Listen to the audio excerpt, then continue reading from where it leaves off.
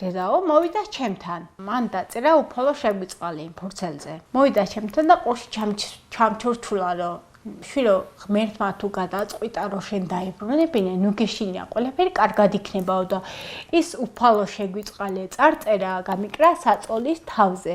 როცა რაღაც ძალიან გეტკინება, ეს წაიკითხე და აუცილებლად შევა სიგრძნობო. იმ დღიდან მოყოლებული, როცა რაღაც ძალიან მიჭირდა, თუნდაც სულიერად, თუნდაც ფიზიკურად, გადავხედავდი ხოლმე იმ თაბახის ფურცელს და გულში წავიკითხავდი, ანუ ვიტყოდი, რომ უფალო შემიწყალე.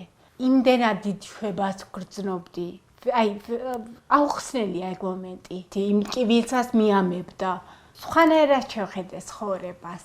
თუ რამდენად უბრალოა ყველაფერი. არც ისეთი მნიშვნელოვანი არ არის. არც ისეთი როგორც გონია. ნახე, ყველაფრიდან არის გამოსავალი. ეგ ვისწავლე მაგ ავარიის შემდგომ. ძალიან ბევრი რაღაცა პრობლემა მქონია ცხოვრებაში. ისი გადალახვაც ჩემთვის შეუძლებელი იყო. მაგრამ აი არასდროს არ უნდა დავკარგოთ ღმერთის იმედი. უბრალოდ უნდა მიენდო ღმერთს და დრო მისცე. მოთმინება უნდა ვისწავლოთ ადამიანებმა და ღმერთის მინდობა.